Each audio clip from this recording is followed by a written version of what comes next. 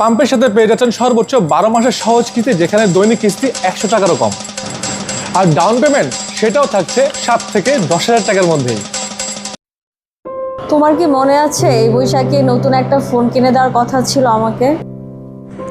এই মাসে কষ্ট হলেও ওকে একটা নতুন ফোন দিব।